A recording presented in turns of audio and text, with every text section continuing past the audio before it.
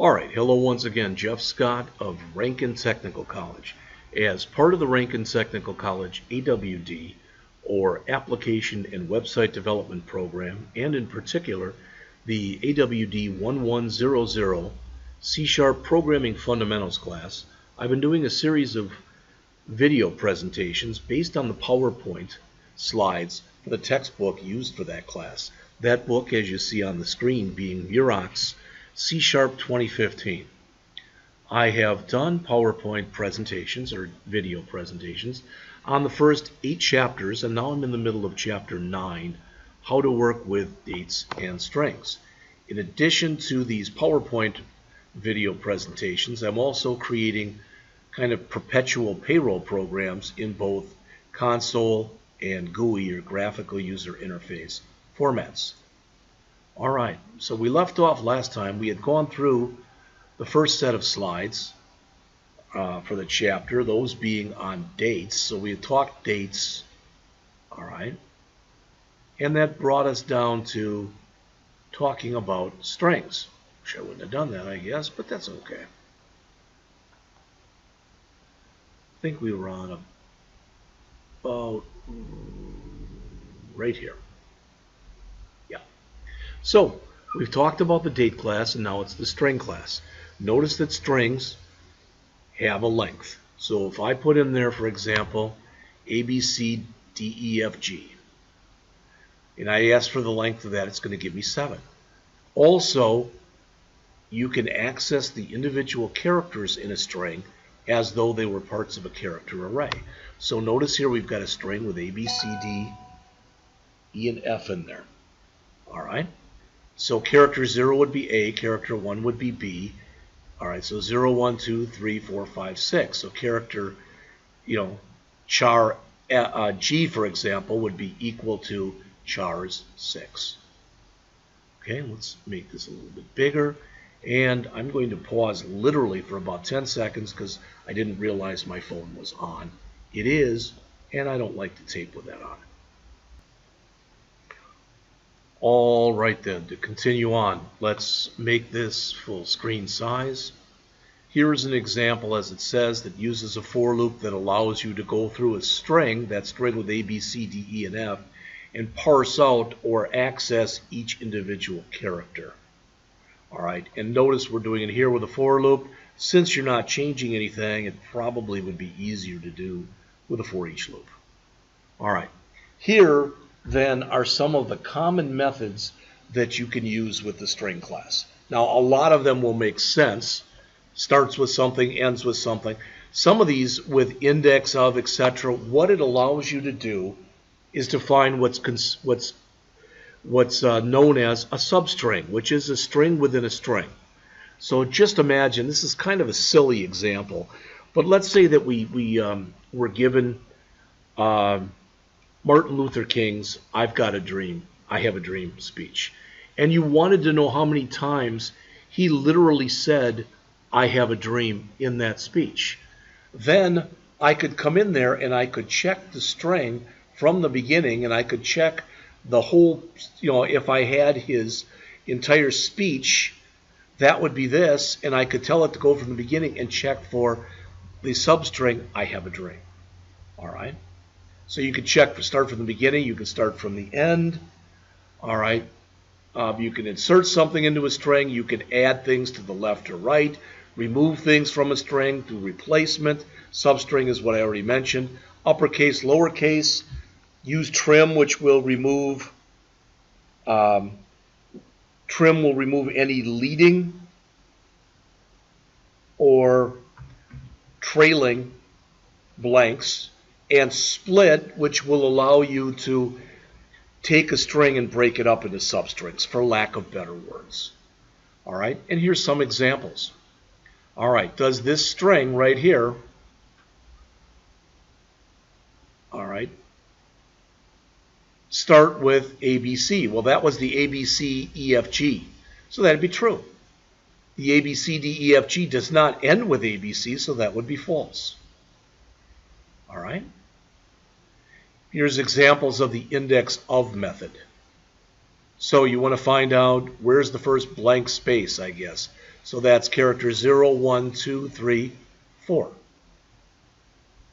And you can use single or double quotes. All right. All right. You're looking to see if it has the string in there incorporated. It doesn't. With a lot of these functions, if something is not found, it returns -1. Where is the last blank space? 0, 1, 2, 3, 4, 5, 6, 7, 8, 9, 10, 11, 12, 13, 14, 15. That's the last blank space in the string. And you can see that's what gets returned.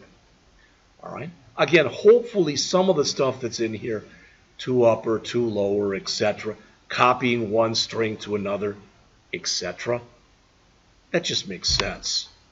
All right. Here we're going through a string and we're trying to parse out the first name. How do we do that? We look for, and we say that the string, the first thing that we want to do here is trim it to get rid of any leading spaces and any trailing spaces. Doesn't remove any within the string itself. So this would just be Edward space C space Coop, period. Then we say, when is the first blank string? The first blank in the string, and it's here. So the first name is then deemed to be everything that comes before that first blank, the EDWARD. Okay? And again, there are a lot of ways that you can do this. Here's parsing out a string with an address. All right, so there's a lot of different ways that this stuff can be done.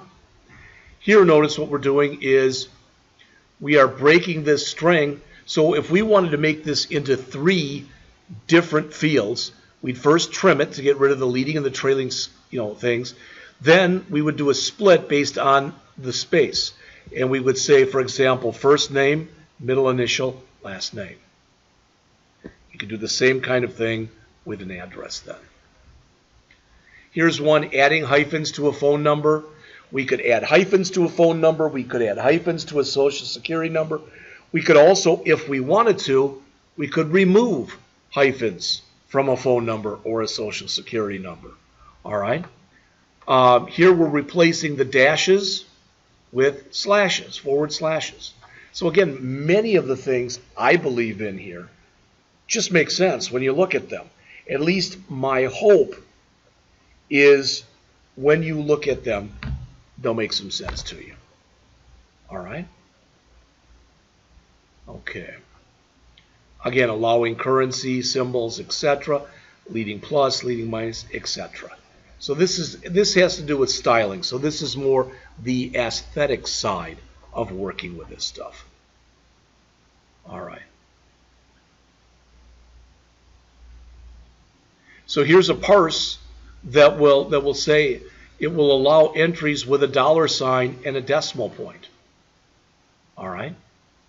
So in other words, let's say you've got the number $1,234.56. Well, normally if you did a TryParse with decimal, it would fail because of the $sign. Here it's saying allow the $sign. All right. One thing about strings I want you to understand, and it may or may not make a lot of sense to you right now, which is fine.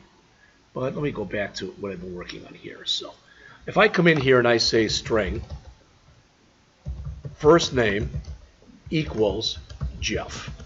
Okay? Someplace in the memory of the computer, someplace, let's just say at memory location, and I'm making this up, 1000, all right, it's going to hold the string JEFF. Now, it doesn't actually hold that. It doesn't hold the J, the E, the F, and the F. It holds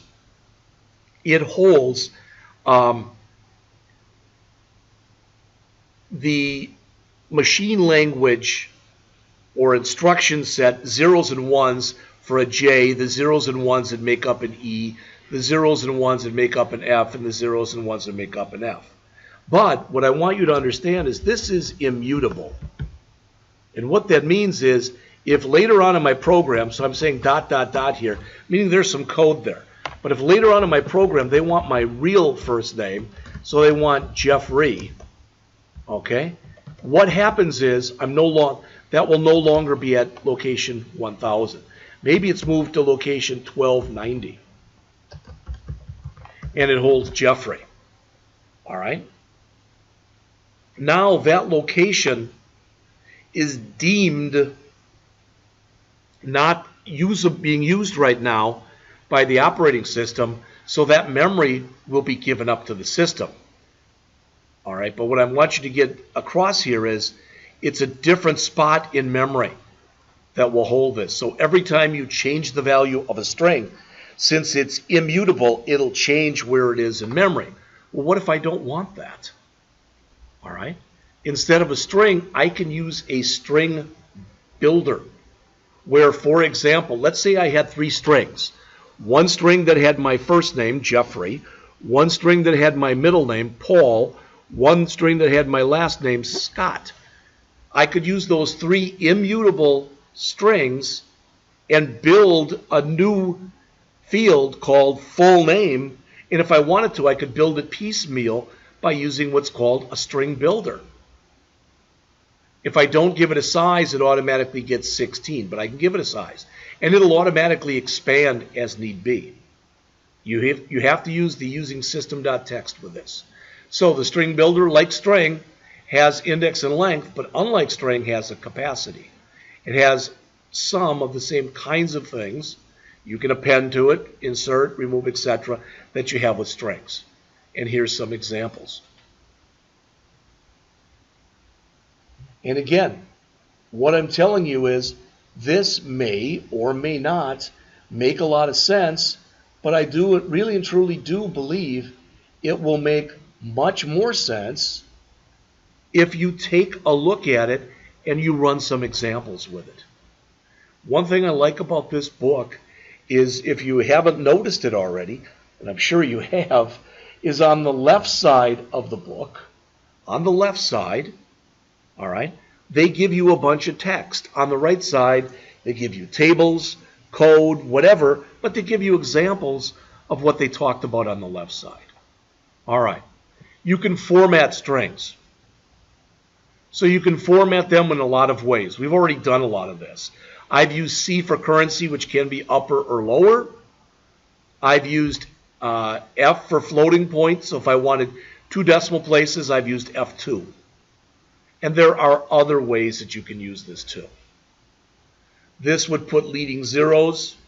This means that it's going to be a digit, etc. A lot of them will make sense, but again, it probably won't make a boatload of sense until you start using it. Here, these are called masks or patterns. So they're showing you how you can set something up. All right, formatting some numbers, and dates can be formatted also. I don't know why the author sometimes does that. I would have put this stuff right after the talk about the date. But you'll notice formatting codes for dates, for times, for date times, and here's some examples. All right. Now, it says the basic syntax of an interpolated string. I want to look at an example of this. Okay? So notice here, we have 1, 2, 3, 4, 5, 6, colon, C, which says, okay, I've got a $sign here already, which means I'm going to interpolate. And everything I put within the quotes, this says grab this value and interpolate it as currency. It's another way of doing what we looked at before. All right? So you can interpolate dates as well. All right, so there's many ways of formatting. There's many ways of doing the same thing in here. All right? That's pretty much it. So when I come back next time, I will be going through Chapter 10. And Chapter 10, as it says, is on more skills working with forms and controls. So we're going to talk about some of the controls in more depth and breadth of coverage.